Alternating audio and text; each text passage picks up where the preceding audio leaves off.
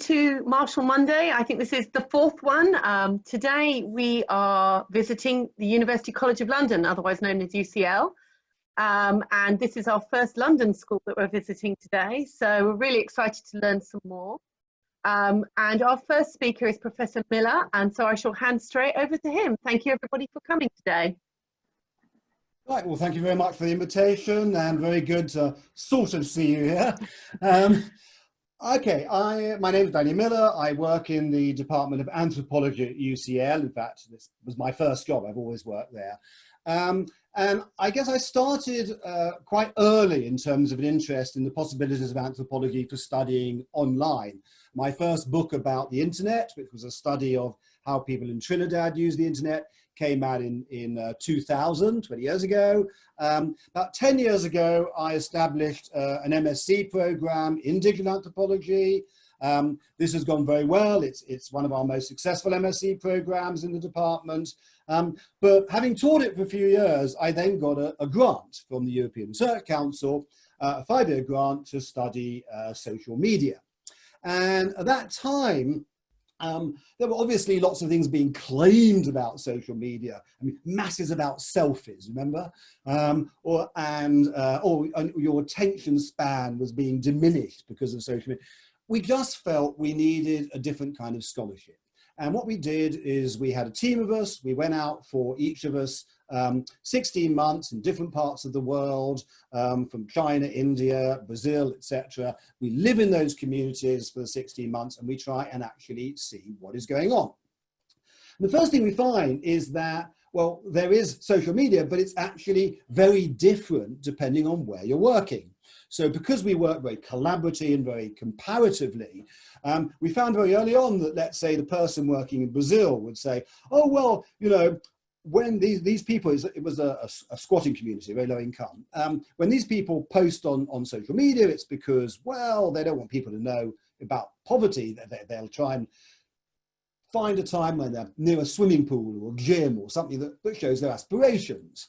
And then the person working in Chile was working with a family of copper miners at the time, said, well, that's strange because here, if you did that, everyone would say, but we know who you are. You can't make claims that aren't true. I mean, everybody here knows about everybody else. So we just have to post what actually is going on here.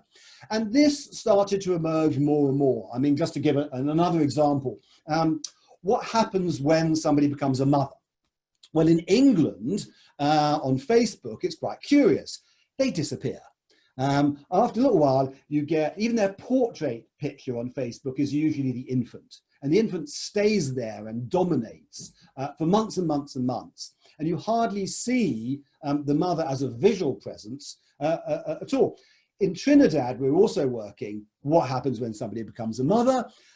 You start to get these incredibly glamorous pictures, right, really out there. Because they're basically saying, yeah, sure, I have become a mother, but don't think for 1 minute I am not, you know, who I kind of could look to be. And if you kind of go from that, it explains why when we produced our comparative book from that project, we didn't call it How Does Social Media Change the World?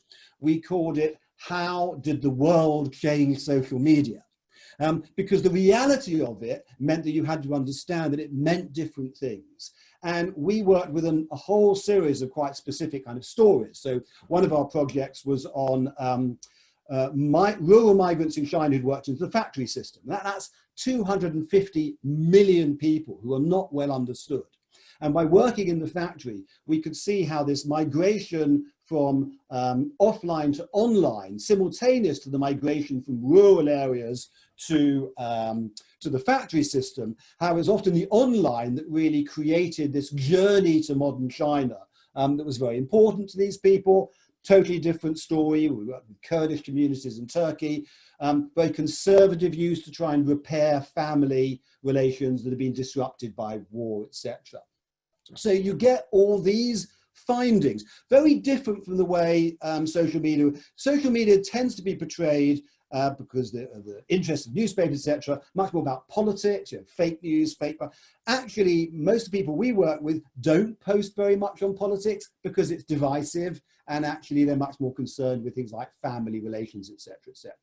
So it's only by going out there that you could get this kind of understanding of what's actually going on.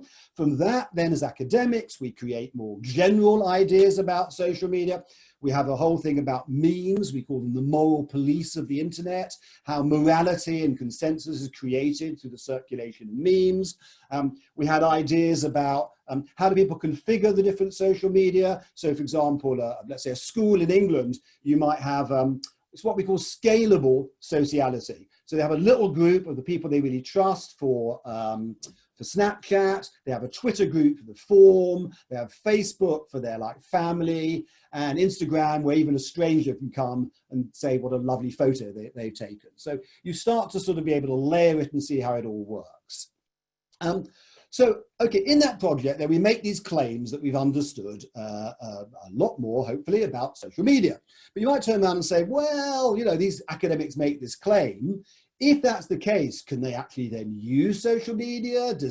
Can you see what they've learned from this? And that takes me to the next phase, which is having done the research, getting the research results out there. So we knew this is a subject everyone's interested in, so we tried to create a kind of ecology of dissemination using social media ourselves. We created the first UCL MOOC on the FutureLearn label, and that was quite successful. Not all MOOCs are, but this one went well. For example, it was translated into Russian, taken by 9,000 students there. It's been translated now into Thai. And then we sort of, what we concentrated on is our books, because anthropologists, we figure after 16 months, you have a lot to say and you want to put it all in context. So we produced these 11 volumes and those have been successful. Typical ethnographic monographs used to sell about 600 copies. Now I can't announce this yet because last month we were 8,000 short, but next month I'm going to be announcing that actually we passed 1 million downloads for these books. 1 million, which as the English say is decent. And the point is that this comes in part because we've used the media that we now understand.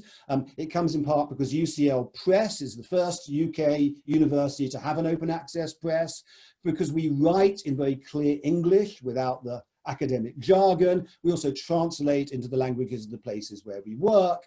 And so we sort of see the importance of actually getting the material out there. So having done all that, I was then fortunate to get a second 5-year grant. And that's what I'm working on at the moment.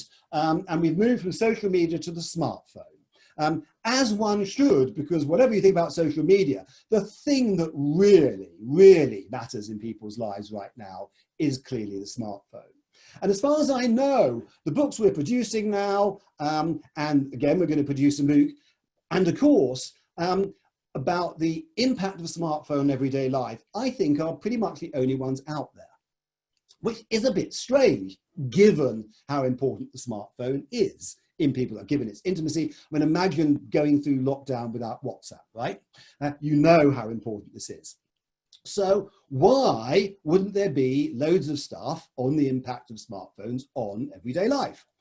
Well, the point, I think, and this really shows the central importance, I think, of anthropology in these kind of exercises, is if you think about a smartphone, you've got a handset, but that's just a handset that you buy, right? What sort of makes the smartphone smart is what people subsequently do with that. The way they download apps, they add content, they change settings, they decide how they're going to use it, which allows a smartphone, actually, we find it can come quite close to being very expressive of an individual's personality, as well as the cultural values of the place in which they're working. And if that is the case, you can't know the smartphone unless you're actually understanding the smartphone of a user who has then, in a sense, created that particular smartphone. So what we're doing in this project, again, 9 people, again, going out each for 16 months, again, in their different respective places around the world. We're going to people, and because we get to know them, we get their trust, and we go through every app on their phone. And quantitatively, again, that would be very misleading because half the apps they didn't even use, right? So what you're really after is stories, actually understanding inside their everyday life what that app in combination with other apps enables them to do and how they then subsequently deploy them. And then you can say you really have a sense of what the smartphone is doing in everyday life. We also did something which is a bit unusual. We recognize that most of the discussion of these things up to now has been around youth, because first social media and then smartphones initially were associated with. So a lot of things that people say about them tend to be things that are characteristic of younger people. So we actually decided to concentrate on older people because the last few years they've been the main growth area in smartphones, and it prevents you simply seeing the smartphone as related to any particular age group. The smartphone is now for everybody. So a lot of our current work is on things like how is smartphone used for retirement in Ireland, or watching 90-year-olds in Japan developing new artisanal craft and teaching whatever it is, flower arranging, etc. Again, through considerable use of smartphones. And each place, once again, would have its different stories. How people in their 70s, if you like, get back to the 1970s with their, rock music on Spotify, or where I'm working, go back dating with an app called Plenty of Fish, etc., etc. So this gives us a much broader sense of what the smartphone is doing in respect to almost every aspect of life today. And then in addition to that, which is a bit different from the previous project in social media, we wanted this project to not just observe smartphone use, not just be used to create, and we are hoping to create another 11 volumes to help people understand smartphone use in different places. But we also decided that we wanted this work to be of practical benefit to the welfare of not just the people we work with, but people anywhere. So this time we have another dimension which focuses on the use of smartphone for health. Now, this is an established area. There's an area called mHealth, which is about people making, mounting now, I think, to hundreds of thousands of apps for smartphones specifically for health use. But being anthropologists and seeing it from the point of view of users, we, once again, have a different perspective. And we actually found that most of the people we work with don't actually make use of mHealth, of specific bespoke mobile health phone health apps, and despite the size of the industry. What actually turns out to be much more important for health is their use of what you might think of as the everyday ubiquitous apps, the WhatsApps, the Google Maps, or Translate, etc., etc., deployed in relation to health and welfare. And that is, of course, much less studied because, one thing, nobody's going to make any money out of it. So we've concentrated on that. So, for example, one of the things we've done quite recently is one of the teams just published a 150-page manual on how WhatsApp can be used for health purposes by observing the creativity, really, of the people using it. So let me now kind of bring this to, if you like, a conclusion by bringing it up to date, which is how does research of this kind help us understand what is going on right now?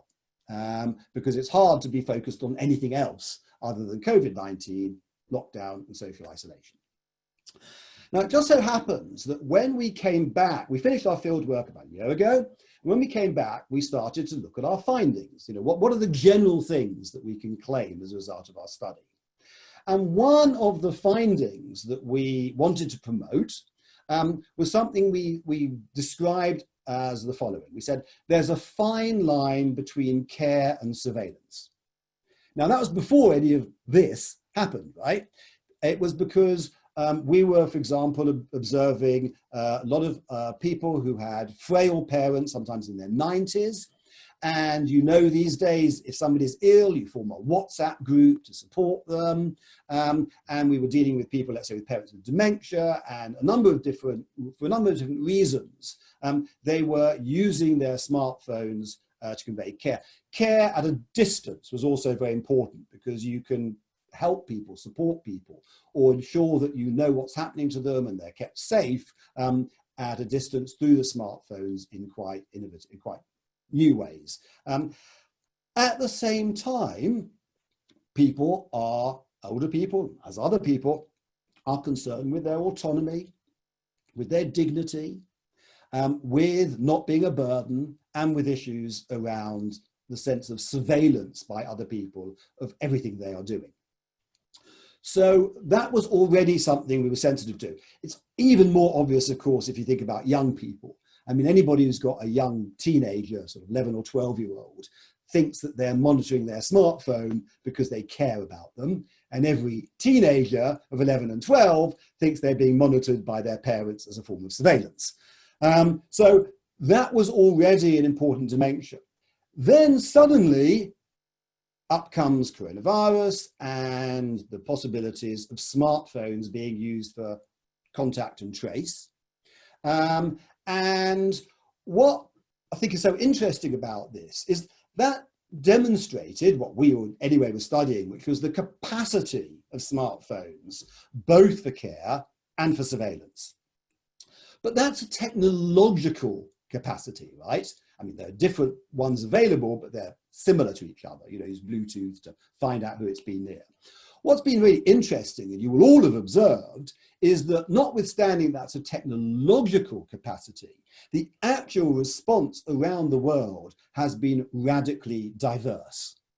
In some countries, Korea, etc., the overwhelming emphasis is on the capacity for care. And if people happen to be exposed, having affairs or whatever it might be, that's not seen as something which is significant compared to the ability of, let's say, getting out of lockdown. Whereas in here, or back in the US, etc., there's so much more emphasis on protection of privacy, data protection, etc., etc. And actually a lot of the debate tends to be about that, surveillance, rather than care. So the point that makes to me is that actually, although these are technological capacities, what matters in terms of their consequences are actually wider cultural values. The very things that anthropologists had been out there trying to understand. So our concern with this balance between care and surveillance as expressed in values and morality, and trying to understand this through the voice of the people we work with, turns out to be key to seeing how in different parts of the world there are different responses to what is going on right now. And obviously for us, that kind of demonstrates what we're trying to achieve here, because we're not the people who are trying to say one group is right and one group is wrong. What we're trying to understand is how in different regions of the world people respond to those possibilities of smartphones, and use that both as scholarship through our observations. Once again, we will have an ambitious dissemination program, as we did in the previous project, but we hope also that this has consequences for understanding things like health applications, etc., as in the current situation, that we would like to be useful in that situation. And I think I'm out of time. It's pretty fast. So hope that wasn't, I do talk quite fast, I recognise that, but hope that was reasonably clear.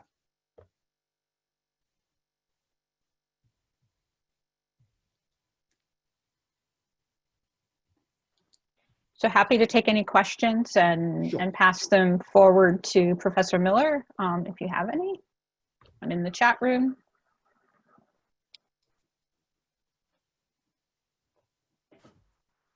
I don't see anything coming in right away.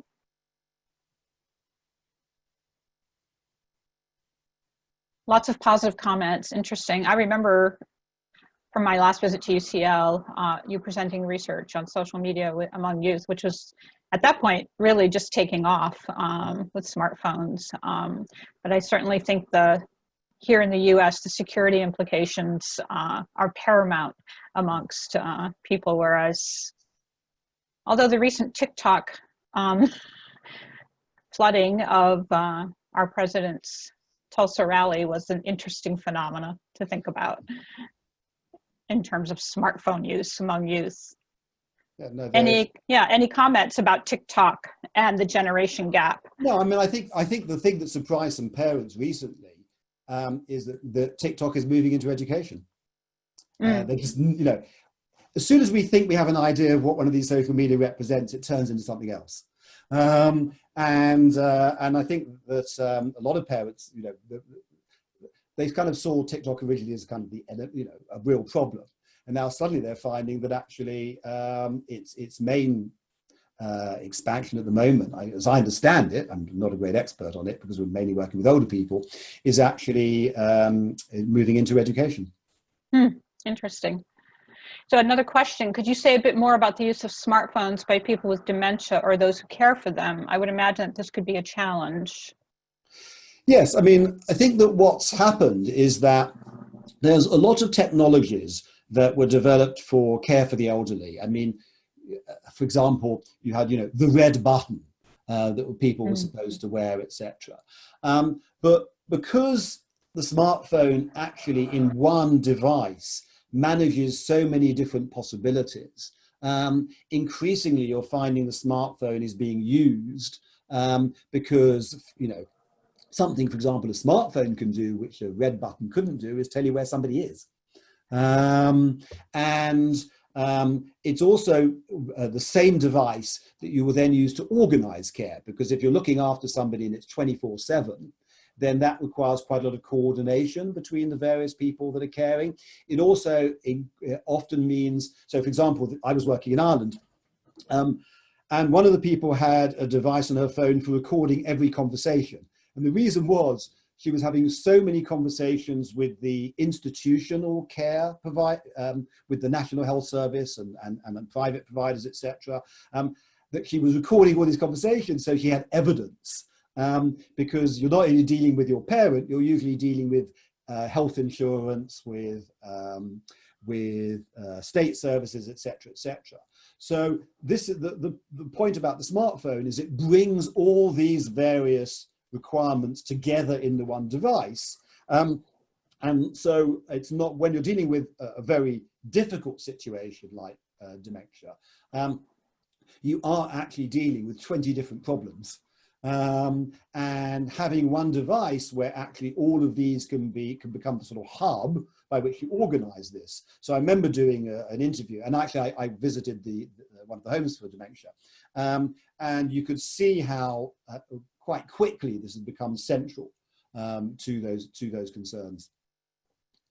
Thank you for that. Another question, can Facebook be a reliable data source with ethics and politics making many people leave the platform?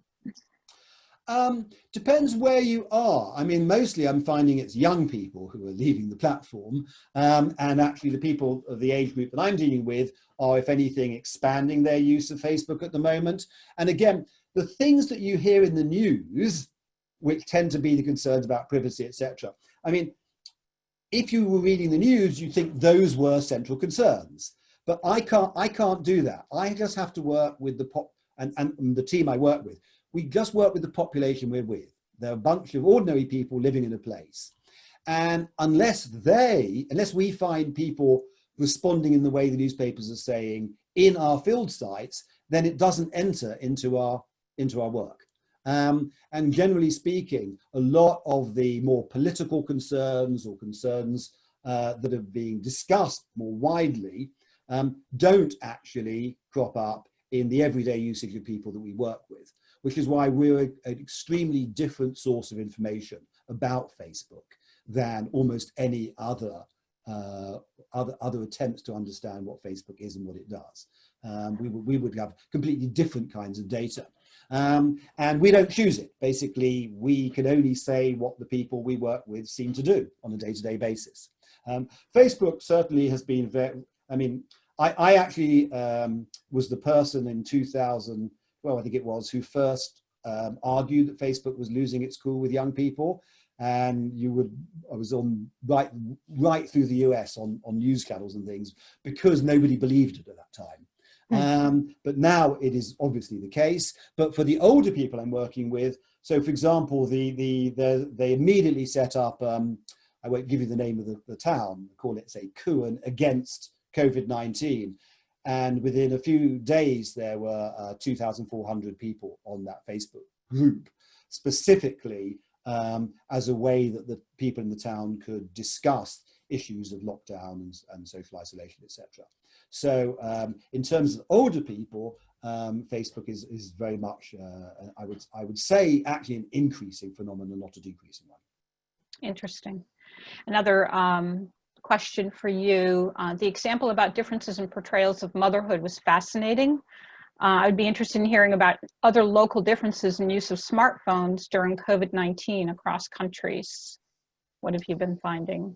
Okay, so one way you could look at this is that when all this developed, in our department, in our Centre for Digital Anthropology, we realized that people needed to know what was going on in as many local areas as possible.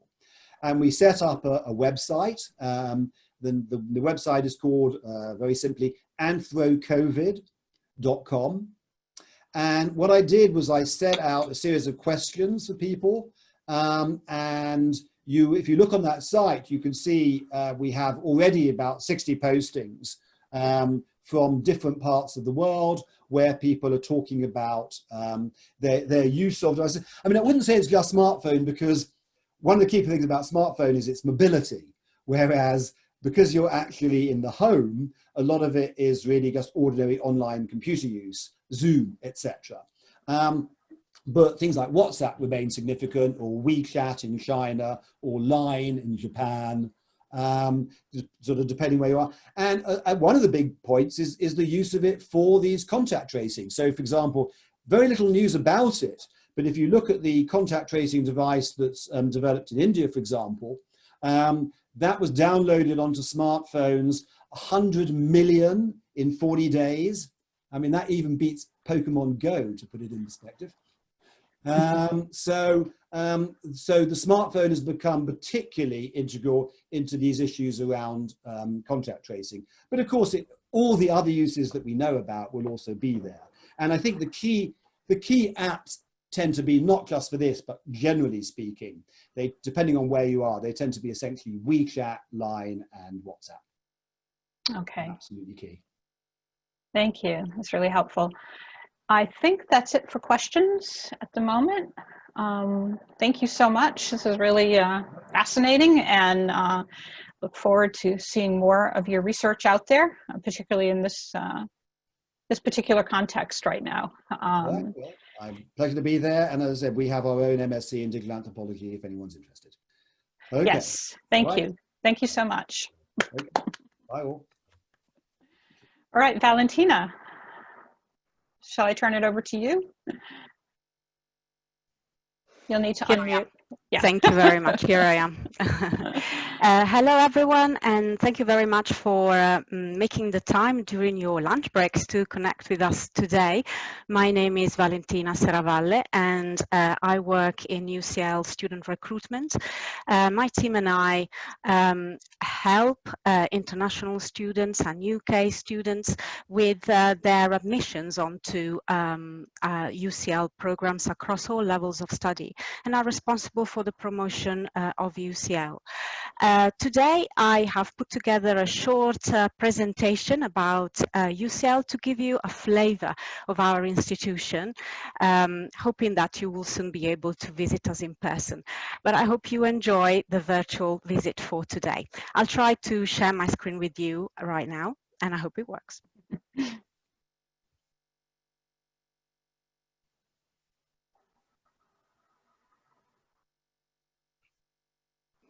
Here we are. So I think we can move to the second slide, which tells you a bit about our location in the central London neighbourhood of Bloomsbury, traditionally an intellectual and cultural hub for London, associated with the arts, education and medicine. Famous residents of Bloomsbury include the authors Virginia Woolf and Charles Dickens, and the economist John Maynard Keynes. But Lenin and Bob Marley were also based here during their stay in London. Today, Bloomsbury is as leafy and lovely as it sounds, but it is also the home to some cutting-edge businesses and cultural institutions of all shapes and sizes, and is therefore also known as the Knowledge Quarter. Google's UK headquarters are here, for example, and the Bloomsbury Publishing, publishers of Harry Potter, for instance, are here too. The British Museum and the British Library are both on UCL's doorstep. And here is Jeremy Bentham, our spiritual founder, the philosopher and political radical. He believed that education should be available to all who could benefit from it, an idea that was pretty much unheard of in 1826.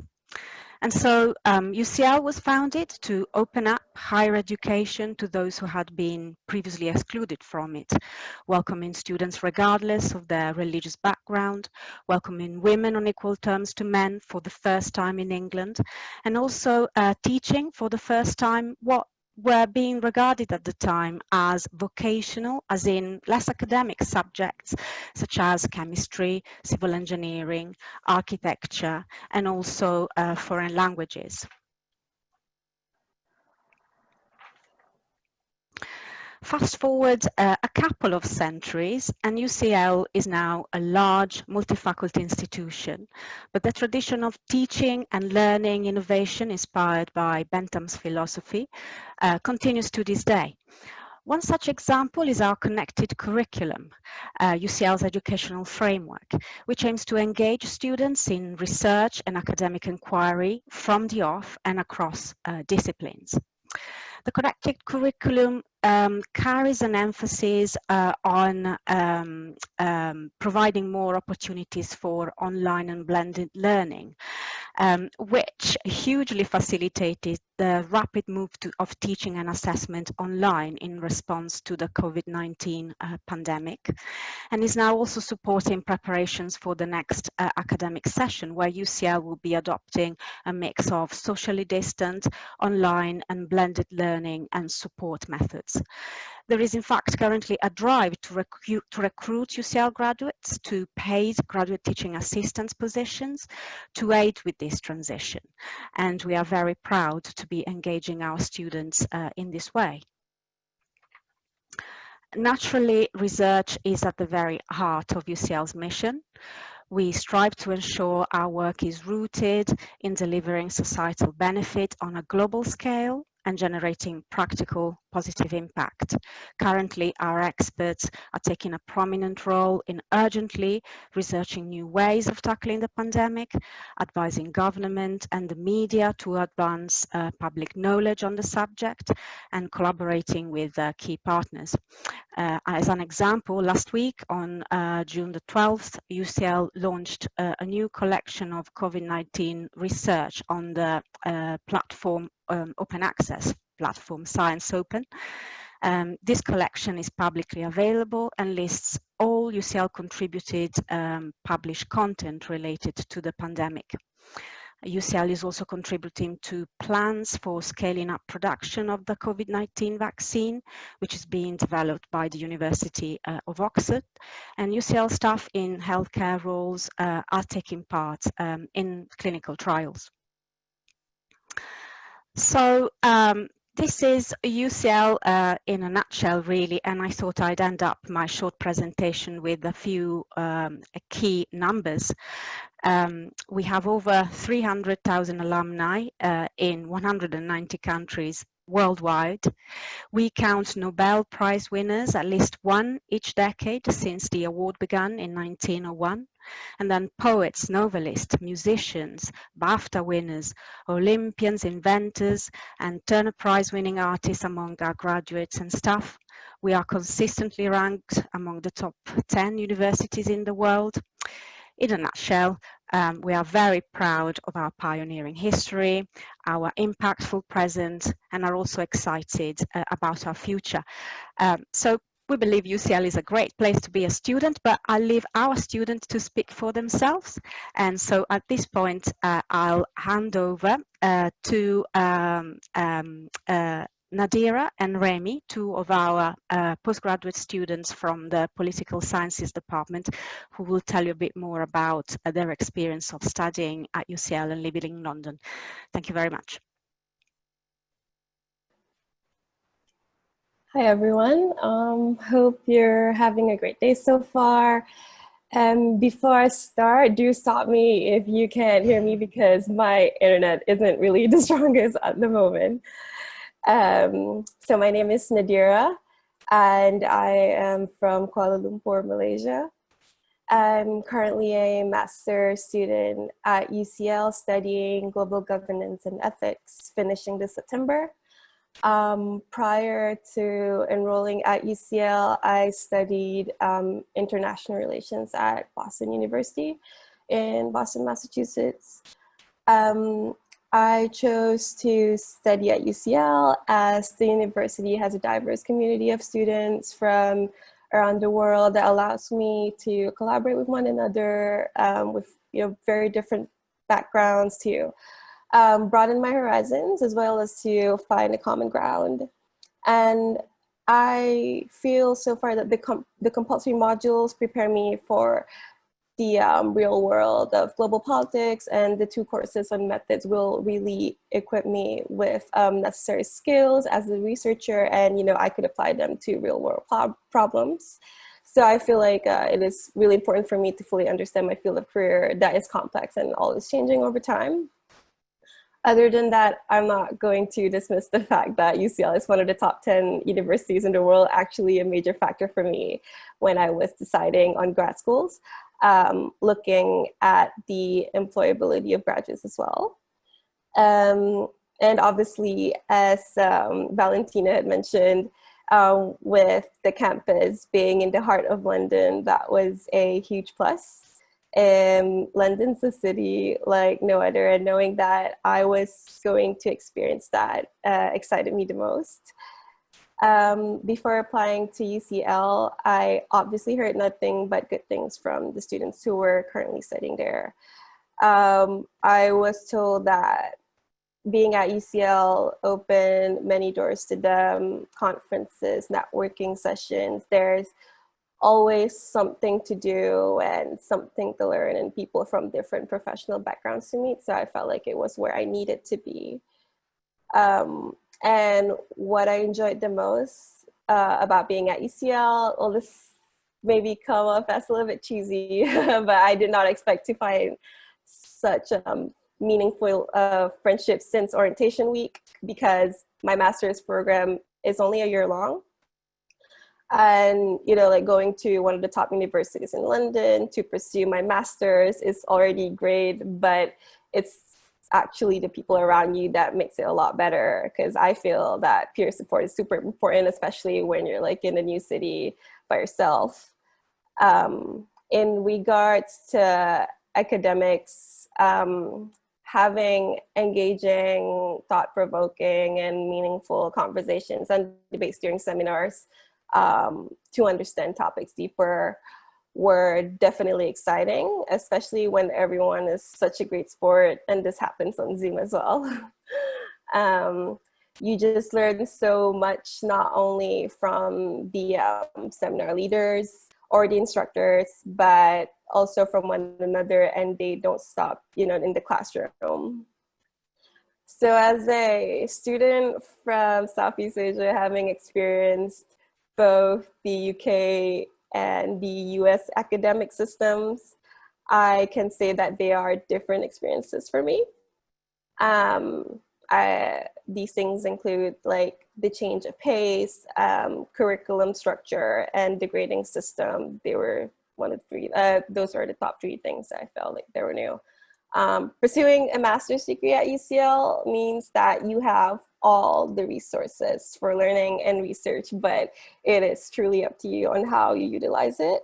In addition to that, what was different was all of the modules in my program were based on courseworks that carry 100% of your grade, which was due a month after the semester ends, as compared to when I did my undergrad in the US, where our total grades are usually segmented throughout the semester. That consists of quizzes, midterms, presentations, and also marks for participation and even attendance. So it was also a new concept for me to grasp. As for my undergraduate degree, I had breaks without any coursework to submit, or like finals to study for over the break. So that's something that was new. So a few strategies that I would recommend in order to adapt to the UK system for prospective students would definitely be utilizing office hours as much as possible. The lecturers and professors at the School of Public Policy are experienced and knowledgeable in their field. It's a big plus that they are also really approachable for a chat. It's always nice to have a one-on-one conversation with the people that you look up to, and at the same time, knowing that they are also very interested in your career or academic growth. My tutors, instructors, and seminar leaders, they were very helpful every step of the way, and I felt very reassured every time I went for their office hours. And even now, when I am speaking to them on Skype, they're so helpful. They're always reach out back to me if I email them like in a day. Like it's very reassuring even during these times. And for non-academic activities, I volunteered to teach English to migrants and refugees living in London with Speak Street. And I'm also a mentor of Project Access that aims to help potential UCL students during the applications. Besides that, I sometimes do contribute and collaborate with UCL through the student experience panel by participating in focus groups. So I feel like it's a great opportunity for me to share my opinions and ideas to advance UCL as an institution. As for the social life, there was definitely a lot more going on in London as compared to Boston. Again, it was overwhelming at first. London is super busy as compared to both my hometown, Kuala Lumpur, and Boston. Everything seemed really fast to me when I first moved, especially when taking the tubes in the morning to just get to my 9 a.m. lectures on time. I really hated that at first, and then I started picking up the pace, and after about a week and a half-ish, I would say I started to love it. There are just so many things to do, see, and just compared to it's also a safe I love about as well. Something I wish that I knew before coming to London was to, I'm sorry, I think my internet, can you hear me? I think my Wi-Fi. I can hear, yeah, we can hear you. Your picture is going in and out, but. It's my, sorry. I am having troubles with the Wi-Fi right now. Yeah. Can everybody hear me? We can hear you. Your picture froze, but we can, there you are.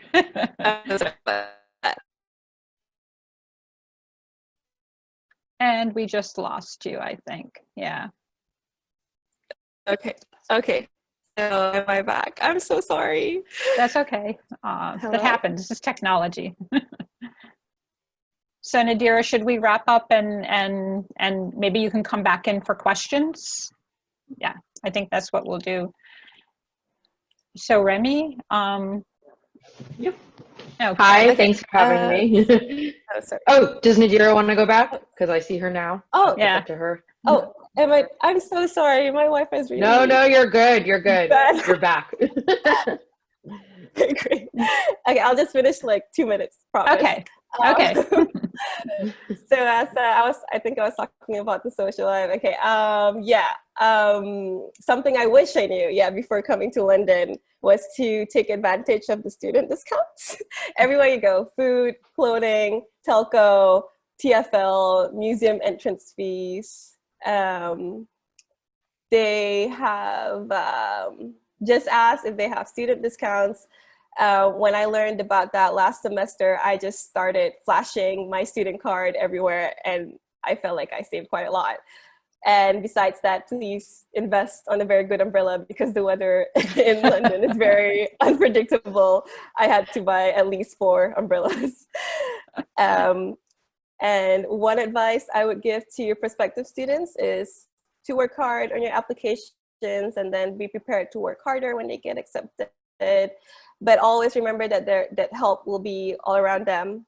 And once they're in, take advantage of all the workshops offered.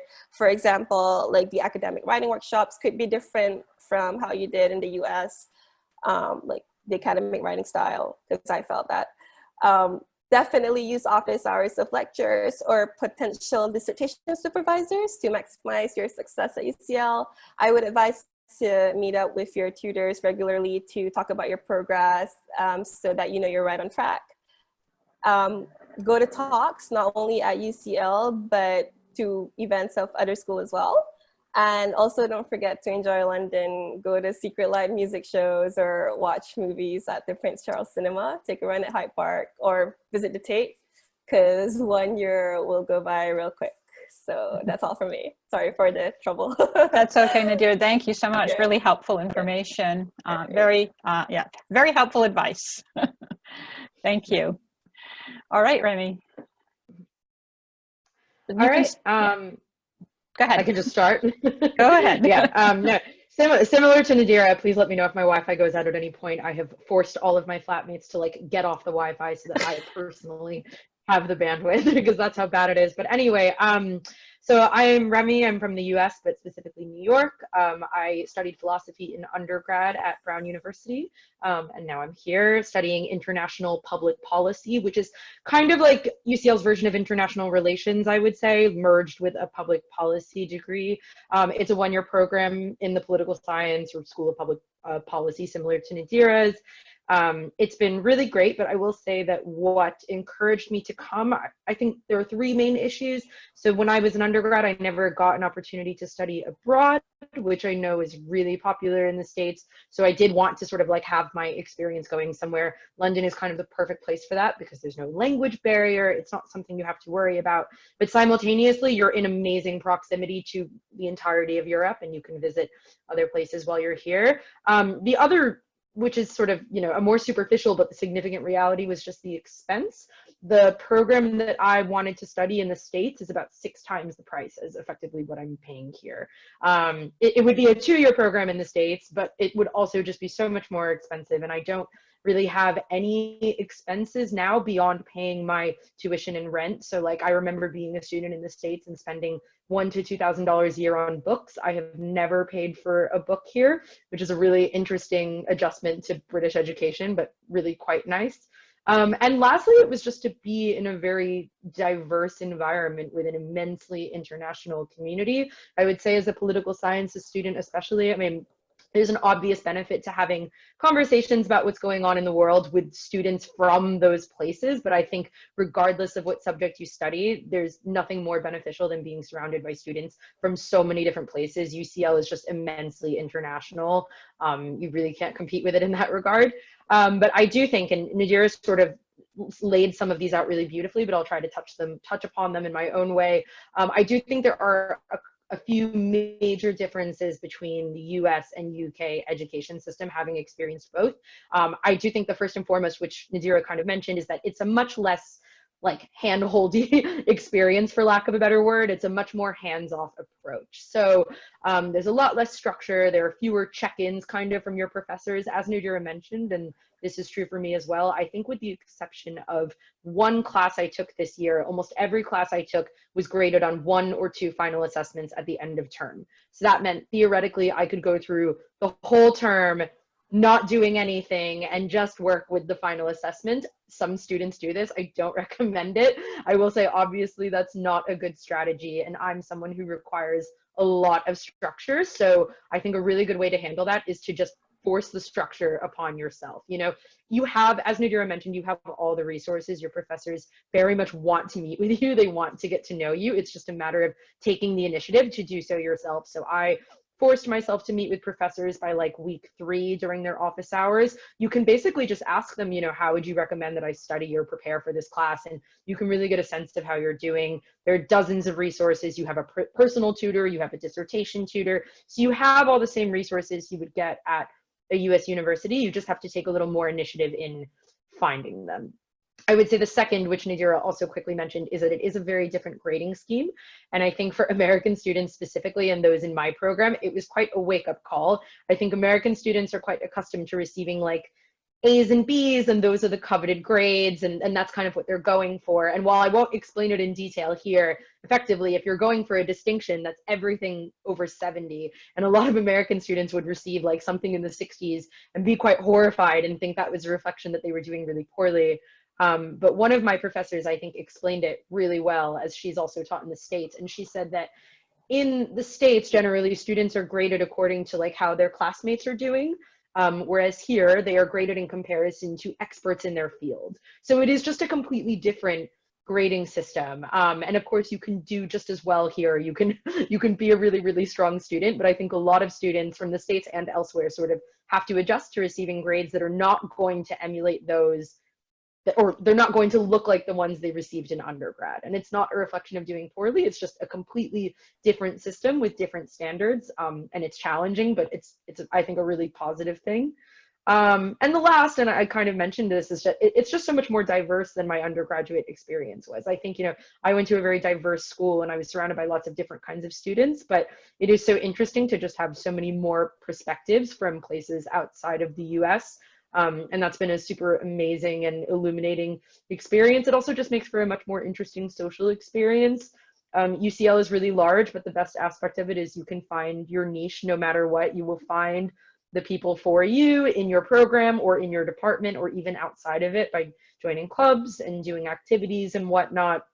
There are a million ways to meet people. I think the fact that this school is in London especially means that the entirety of London is effectively your campus. UCL is incredibly centrally located. It's very convenient. It was one of the things that appealed to me over LSE, if I'm being perfectly honest. I think UCL is a much nicer campus, just if that's something you're thinking about. And it's a bit better located. You're kind of close to central, but also close enough to other neighborhoods. I think one piece of advice I could give if you do end up in London, and specifically at UCL, is to take advantage of the fact that this is a huge city with lots of different neighborhoods outside of just where UCL is. I think that sometimes students forget that they should explore East London and North London and South London. There's so much to see. As Nadira mentioned, student discounts are abounding here. It is crazy how much you can get money off of. And also, almost all of the museums are basically free in my experience. So if you want to just take a nice day and go to the Tate or go to the British Museum, you don't have to pay anything, which is pretty amazing. I think this is an expensive city realistically, but it is a really good city to live in as a student. It's very forthcoming with students, and it just has so much to offer. Aside from that, and this is very much my personal perspective. Other students might disagree, but I know a lot of international students who come to UCL end up living in some kind of student housing, not necessarily UCL student housing, but like third-party student housing. I highly recommend living in like a flat or apartment with other students if you can. There's a website called Spare Room where you can find dozens of rooms all over London, usually rented out to students. And I think it'll give you a bit more of like an entrenched in London experience. I think you'll feel more like a real person. You'll have a bit more separation from just the student experience, and you'll probably get to live with and meet other students.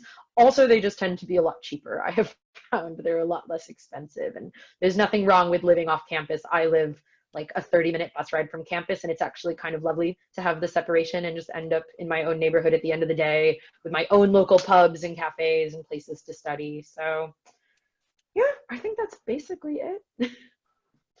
I talk really fast. Hopefully that wasn't, I tried to control myself, but hopefully that wasn't. No, that's wonderful. And, yeah. And for both you, Remy and Nadira, so you're getting thanks from our attendees for such helpful information. Mm-hmm. And one question, given the expense of London, I wonder if you could talk a bit about funding the degree. For example, what about UCL funding available to international students, and why did you not need to spend money on books? Nadira, do you want to go ahead or do you want me to? You can go first. I'll go there. Yeah. So I will be perfectly honest, I applied quite late, and as a result, I knew there was funding available to international students. I don't know specifically if it was from UCL or from other organizations, but I ended up just taking out a loan. So I am effectively paying for this myself. The reason you don't need to spend money on books is because everything is available online. I cannot guarantee that that's the case for every course, but every course I have taken, the professor either provided me with a PDF of the book or said like, oh, grab an online copy from the library. They just do not expect you to spend money on books, which I think is amazing and makes it really accessible. And Nadira, do you want to jump in on this? I do know there are a bunch of fundings for international students, but got to be careful of the deadlines for sure. So I'm a government scholar from Malaysia, so they're funding my master's degree at UCL. As for the books, yeah, just like Remy said, I didn't spend anything at all. Like, it's actually unbelievable that everything's on the UCL online library or the physical library. But, you know, with even like during times where, you know, we have to do classes online, like everything's available for you. Even doing my dissertation right now, it's just, yeah, everything's available to you online, basically. Yeah. Thank you.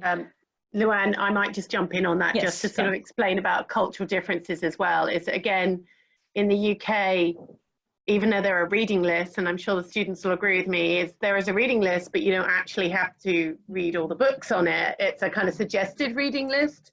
So it's quite different to the way in the US that you would go to the bookstore and buy books for your course. And that's one, I think probably another difference is that actually, you don't actually need to buy books. You could actually just go to the library or get them electronically. There's no real kind of major set text unless you're doing English literature, but you'd actually have to physically own the book in order to do it.